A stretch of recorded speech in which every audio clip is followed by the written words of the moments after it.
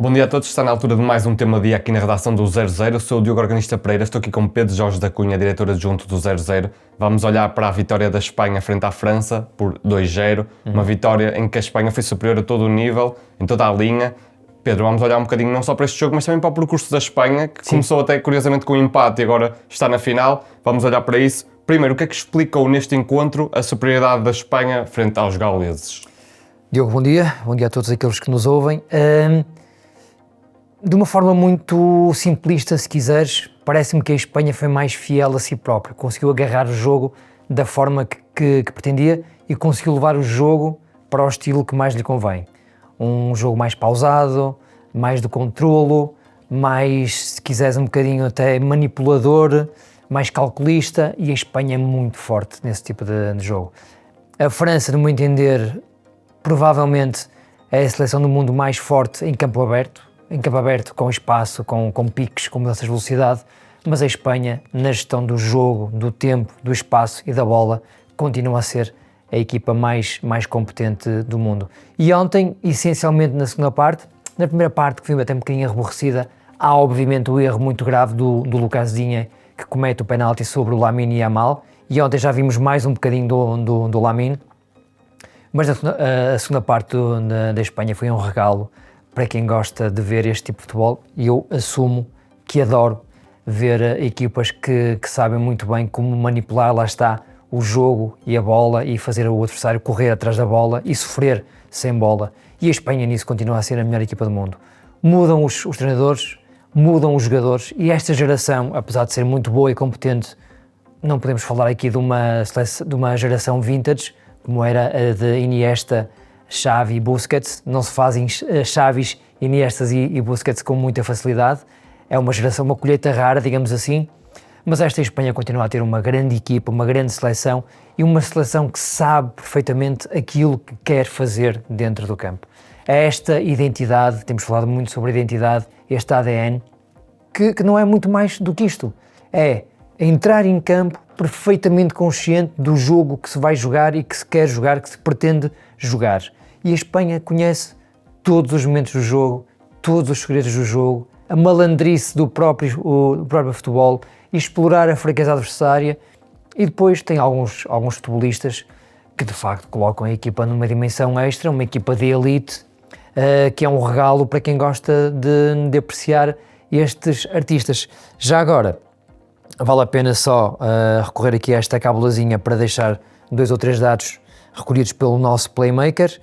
Primeiro, para mim é se calhar o mais contundente, a Espanha consegue chegar aos 37 jogos seguidos sem derrotas, iguala o maior registro de invencibilidade da história do futebol de seleções, que pertencia à Itália, entre 2018 e 2021, isto sim é surpreendente.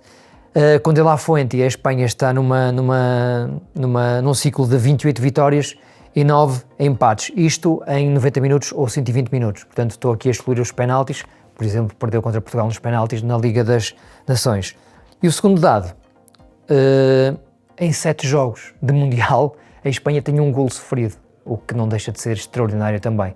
Portanto, além de ser uma equipa fortíssima com bola, e é isso que também queria apontar, depois, na forma como reage sempre que a perde, é extraordinária. Mesmo ontem contra a França, uma equipa de sprinters, de monstros físicos, a Espanha teve um controlo físico do jogo impressionante. Anulou por completo a França, os motores. Completamente. O Michael Olise, que é uma das minhas perdições atuais, ontem não apareceu. O Dembélé é muito irregular. O Mbappé até foi dos mais irrequietos, daqueles que mais tentou fazer qualquer coisa que contrariasse, lá está, a estabilidade espanhola. E só mais este dado, Diogo, antes de avançarmos. Até agora, sabes qual é que é a equipa que mais problemas causou a Espanha, pelo menos se levarmos estes expected goals à letra? Uma velha conhecida nossa. Portugal. Foi Portugal. Não sei se tinhas visto este dado já. Portugal, nos 7 jogos que a Espanha fez no Mundial, conseguiu ser a equipa que criou 0.88 de expected goals no seu jogo dos oitavos de final. A França ontem, por exemplo, só conseguiu 0.41. O que é que isto significa? A Espanha controla muito bem aquilo que faz e aquilo que os adversários fazem.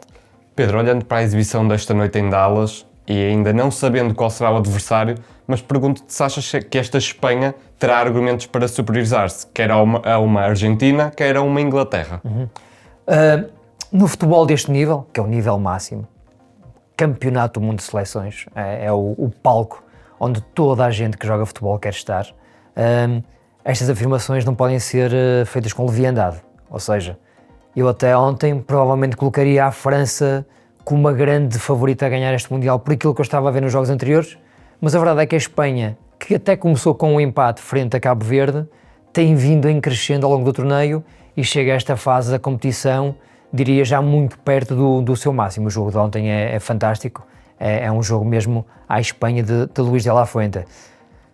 Diogo, respondendo objetivamente à tua questão, olhando para aquilo que a Espanha fez ontem e comparando com aquilo que eu tenho visto da Argentina e da Inglaterra, não tenho dúvidas em dizer-te que, no meu entender, no meu humilde entender, a Espanha é mais forte e é a favorita para ganhar este Campeonato do Mundo, seja contra os ingleses, seja contra a Argentina de Lionel Messi.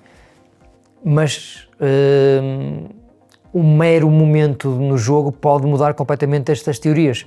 Ontem, provavelmente, aquele penalti mudou completamente o rumo da partida. Uma expulsão pode mudar completamente o rumo da partida. E é por isso que nós amamos o futebol, porque é um jogo muito cheio de percalços, cheio de surpresas, cheio de situações que não se conseguem controlar, ao contrário daquilo que acontece noutros desportos coletivos, que são também espetaculares à sua maneira, mas são um bocadinho mais previsíveis, onde há menos espaço para essa surpresa. Portanto, a Espanha está muito forte, parece-me que a equipa mais competente do futebol mundial continua a ser, e eu coloco-a acima da Inglaterra e da Argentina nesta altura. Penso que partilhamos da mesma opinião nesta pergunta que te vou lançar. A grande arma da Espanha tem sido o coletivo, mas há nomes a destacar neste grupo incrível de jogadores e é por aí que eu te pergunto quem é que há a destacar positivamente sobre este conjunto de La Fuente. Olha, eu começaria precisamente pelo Luís de la Fuente.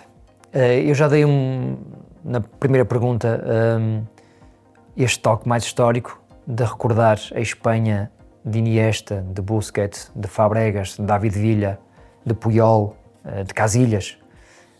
E nessa altura nós vimos o Luís Aragonés e depois o Vicente Del Bosque a trabalhar com esta geração maravilhosa, uma geração que mesmo no nível de clube estava no topo, era a elite. Eu nesta altura olho para esta Espanha, reconheço-lhe um valor inacreditável, incalculável, mas se formos analisar individualmente, setor por setor, não é a mesma coisa que era em 2010, quando foi campeão do mundo. Portanto, há muitos bons jogadores, eu sou um admirador superlativo de Pedri, por exemplo, adoro o futebol do Rodri também, o futebol de equilíbrios, mas parece-me que De La Fuente está a conseguir fazer com esta Espanha aquilo que os seus antecessores fizeram em 2008, 2010 e 2012 com uma geração superior.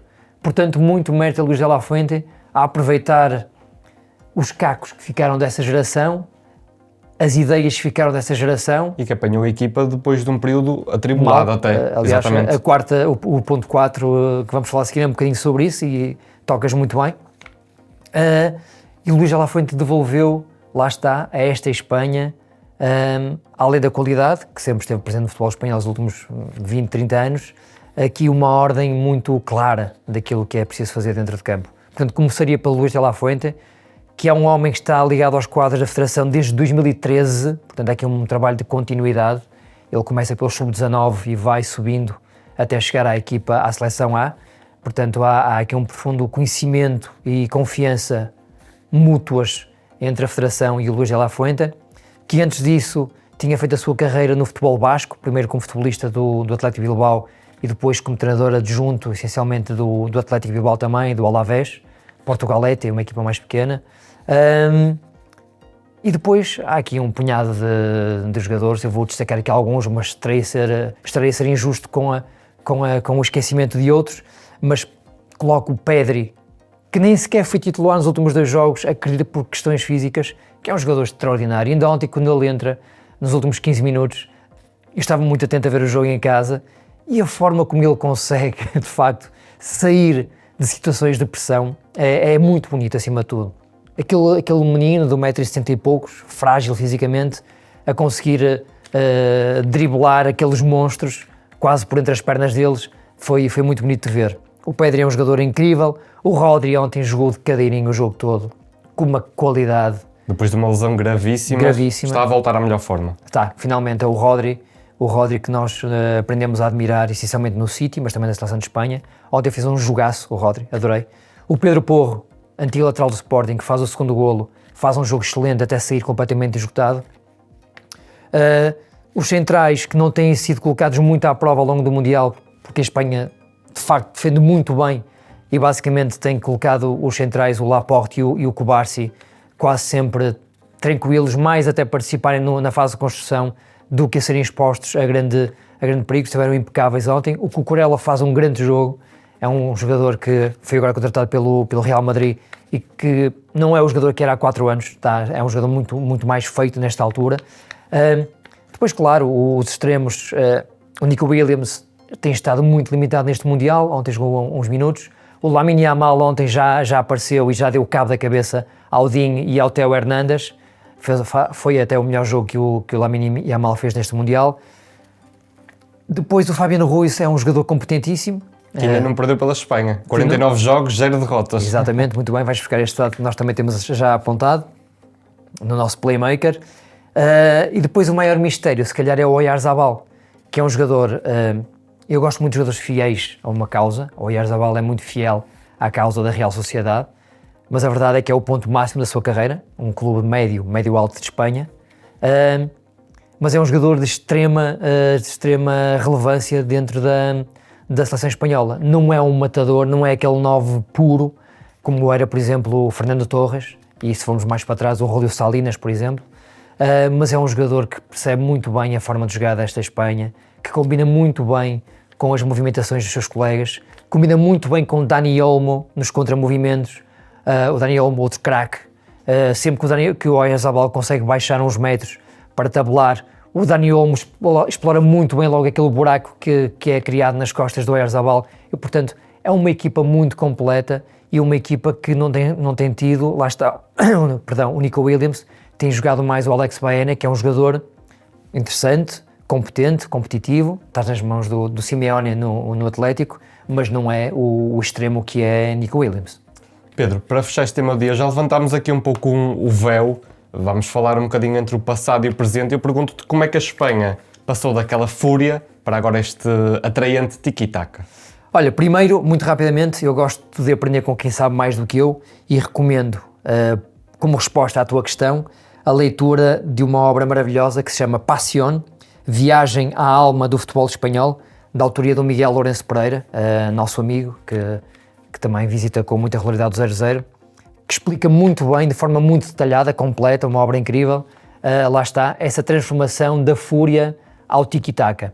Embora hoje, na minha opinião, seja muito mais do que tiki-taka. O tiki-taka é apenas... O tiki-taka, para quem não se lembra, foi uma expressão criada na altura do Barcelona do Pep Guardiola e que basicamente resume ou simboliza a recepção, passe, recepção, passe, recepção, passe, sempre em movimentos constantes.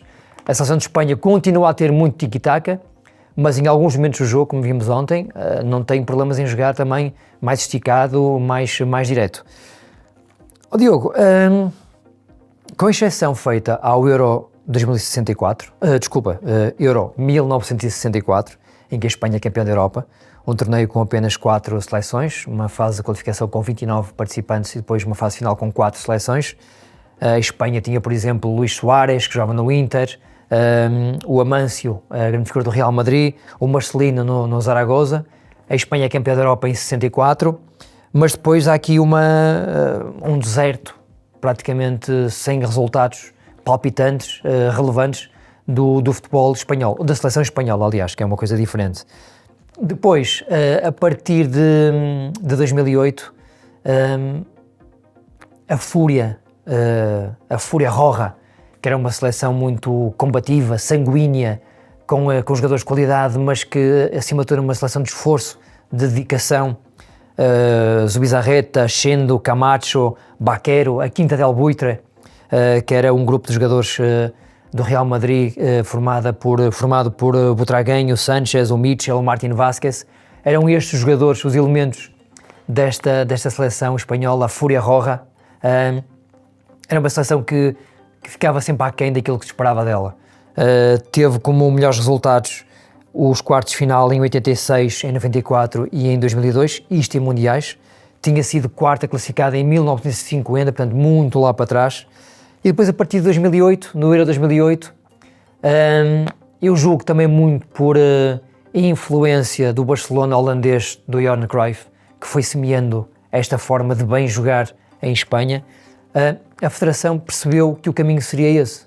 Entregou as rédeas ao mago Aragonés, ainda antes do Guardiola ser treinador do Barcelona, e é importante dizer isto, o Guardiola só assume em 2008, precisamente depois do título europeu da Espanha neste europeu.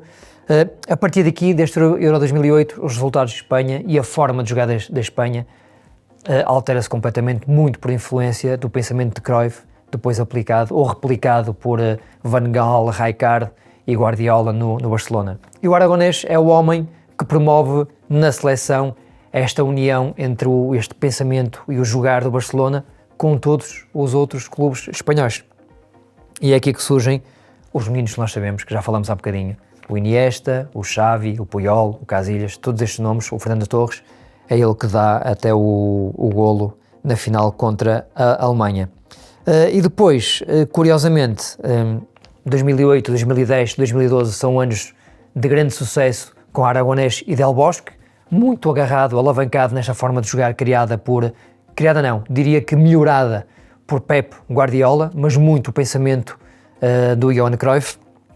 E depois, como tu apontaste muito bem, há aqui uma crise de resultados. Não diria uma crise de identidade, porque a Espanha passou a ser exatamente isto que hoje conhecemos, com uma outra influência de um treinador que estivesse na altura no cargo, e por lá passaram nomes como Lopetegui, Luís Henrique, Fernando Hierro, mas a verdade é que durante algum tempo os resultados não apareceram. Em 2014, a Espanha, enquanto campeã da Europa, não passa da fase de grupos, ainda com o Del Bosque.